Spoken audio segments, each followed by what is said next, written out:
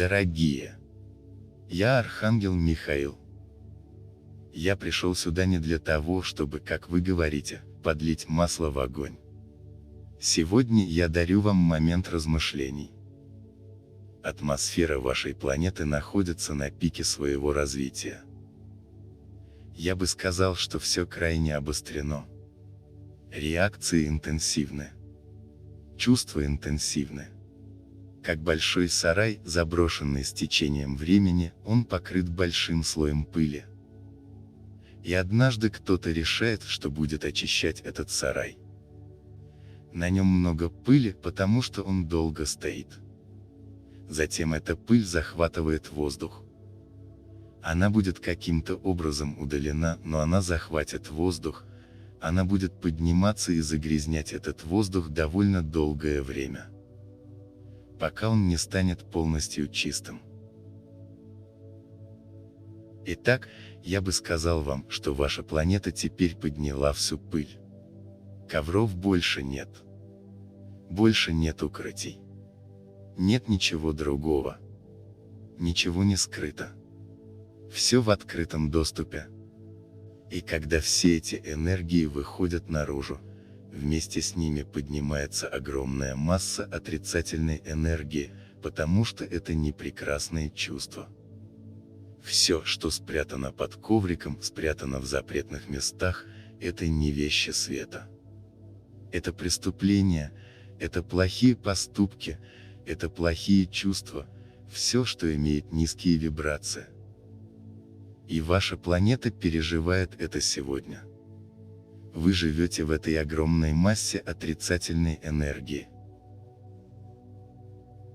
Затем начинает казаться, что все выходит из-под контроля, что начинают появляться все проблемы в мире. Что то, что никогда не было слышно прежде, открывается.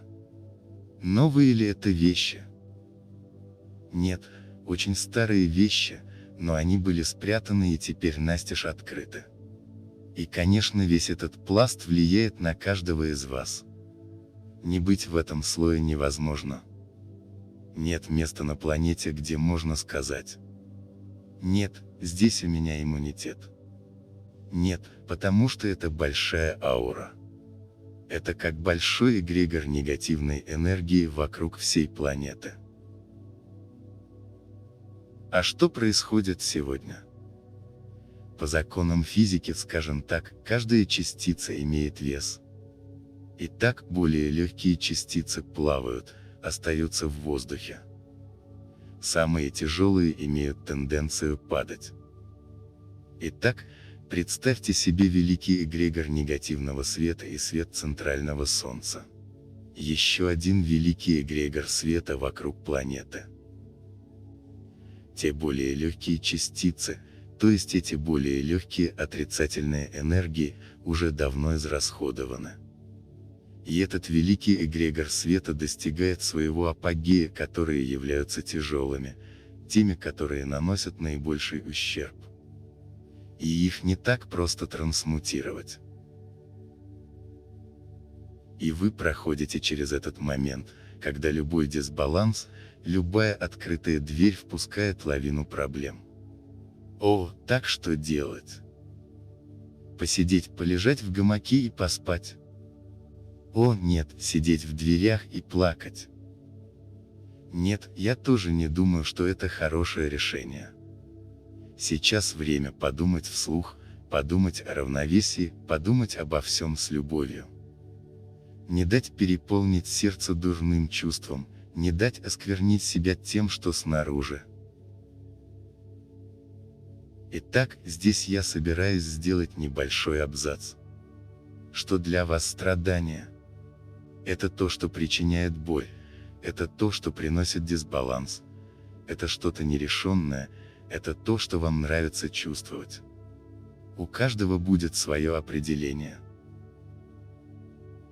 И какова склонность человека? Ах, мир причиняет мне эти страдания. Когда вы говорите «мир», это другой, это жизнь, ах, это Бог, Отец, Мать. Ах, всегда найдется кто-то виноватый, забывая, что каждый твой шаг возвращается к тебе. Так что если приходят страдания, то это возвращение к дурному шагу, сделанному там. Неважно, в этой ли это жизни или в другой. Это не имеет значения. Это расплата. А кто спровоцировал? Другой. Нет, это был ты. Ты сам причинил себе страдания.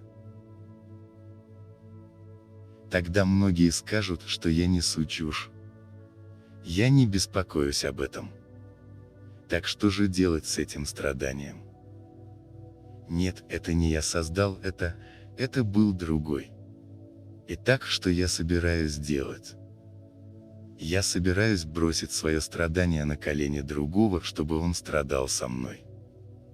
Ах, как несправедливо, что я страдаю в одиночестве. Поэтому я беру мегафон и рассказываю всем о своих страданиях. Всегда будет этот. Бедняжка. О, это так плохо.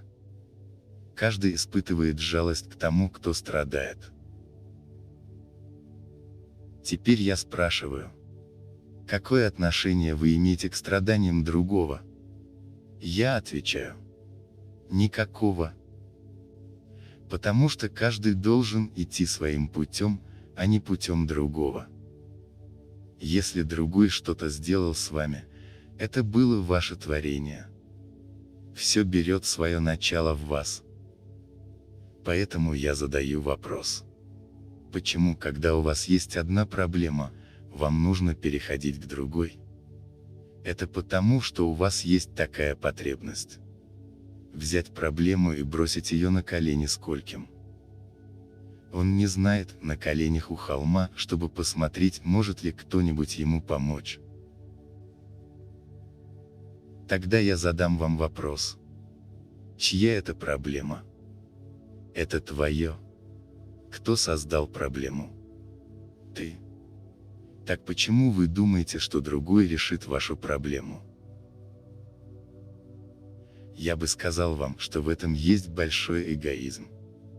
Если я страдаю, я передам это страдание как можно большему количеству людей, потому что тогда все страдают вместе со мной.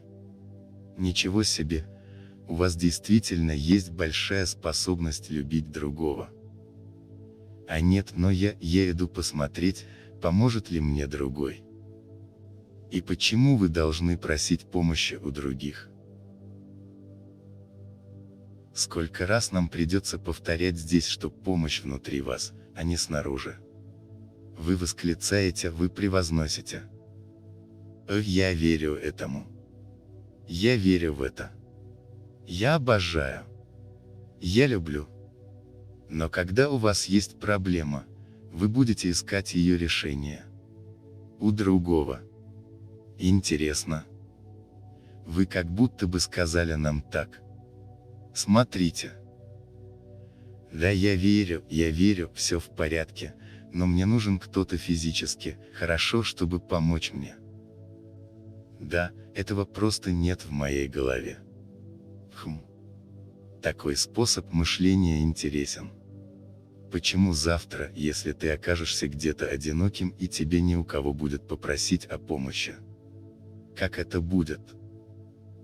Вырвешь на себе волосы, облысеешь, но помощи у тех, кто внутри тебя, не попросишь. Потому что ты всегда зависел от другого. Проблемы всегда решал другой человек, часто высказывая тебе свое мнение по этой проблеме. И это был не лучший ответ для тебя. Когда ты это выучишь? Слушай, к тому времени, как мы это сказали, я не думаю, что ты когда-нибудь научишься. А потом говоришь людям так. Но я тебя не слышу. Интересно, какая абсурдная необходимость иметь все на виду. Вы не можете поверить, не видя. Поэтому я говорю вам. Научитесь этому, потому что завтра, когда каждый из вас по какой-то причине будет один. И что вы будете делать? Ах, я вижу, ты будешь сидеть в углу, ты будешь плакать, пока кто-нибудь не придет. Интересно. Эта позиция очень интересна. Это не ругань, это отражение. Вы переживаете трудное время на планете, в котором каждый из вас начнет видеть все больше и больше тех энергий, которые хорошо оберегаются, и которые принадлежат вам. И что каждому из вас придется иметь с ними дело. Вам придется посмотреть им в лицо и найти решение. И как находятся решения? Ах, слышу ответ хором. Прошу помощи у другого. Да, ты действительно ничему не научился. Вы продолжаете совершать одну и ту же ошибку. Другой важнее нас. Мы вас не слушаем, мы ничего для вас не делаем, мы не даем вам ответы, мы не заботимся о вас. Вот так. Если вы рассказываете нам все это, вы правы. Это ваш выбор. А теперь подумайте вот о чем. Каждый раз, когда вы берете свое страдание и бросаете его всем в лицо, разве вас об этом кто-то просил? Кто-то просил узнать о вашей проблеме. Вам кто-то сказал так: у тебя проблемы, расскажи мне. Кто-то сказал так. Нет, потому что люди вежливы. Они вам этого не скажут. Но вы это сделали. Вы взяли свою проблему, собрали ее в комок и швырнули всем в лицо. Все страдают вместе с тобой. Удовлетворены теперь, были ли вы счастливы? Я верю, что вы были счастливы, потому что распространяли свои страдания. Как замечательно, что все сейчас страдают вместе с вами, думают о вашей проблеме, чтобы дать вам решение. Хорошо, верно? У вас будет несколько решений. Замечательно. Что ты сделал? Ничего. У вас в руках был готовый ответ. Вы не думали, вы даже не медитировали над проблемой, вы передавали ее и получали ответ. Как чудесно. Итак, я просто скажу вам одну маленькую вещь. Первый пункт. Вы вторглись в свободную волю других, потому что никто не спрашивал вас о вашей проблеме. Во-вторых, ваша проблема вернется. Ах, но это вернется, и оно вернется с гораздо большей силой, потому что не вы ее решили, а другие. Итак, братья мои, я еще раз спрошу. Что нужно делить? Опыт. Что такое опыты? Являются ли они страданиями, являются ли они моментами боли, являются ли они моментами страдания? Это разве опыт? Я так не думаю. Итак, я спрошу вас еще раз. У кого бы ни были ваши проблемы, они остаются с вами, никто не имеет к вам никакого отношения. Это твоя проблема. Это не групповая проблема. Это не чья-то проблема. Делитесь опытом, обменивайтесь точками зрения, а не мучайтесь. Очень сложно ли это понять? И еще один момент, чтобы закрыть этот вопрос: почему у вас есть необходимость просить другого сделать что-то для вас? Почему? Ответ: почему у вас есть эта потребность? Я собираюсь сделать это, вот так, вот так. Пожалуйста, помолись за меня.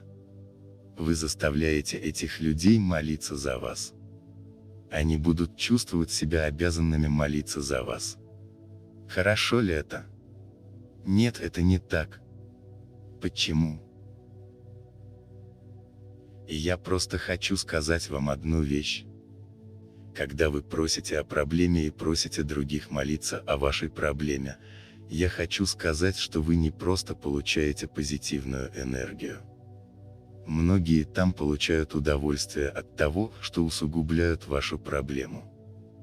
Так что подумайте об этом. У людей есть свободная воля жертвовать столько, сколько они хотят. Никому это не нужно. Просить – это то, что требует от другого выполнения. Подумайте об этом и начните менять свое отношение. Запомните только одну фразу. С каждым днем это будет становиться все труднее. Определение того, какой будет путь, является частью каждого из вас. Так что делайте правильный выбор.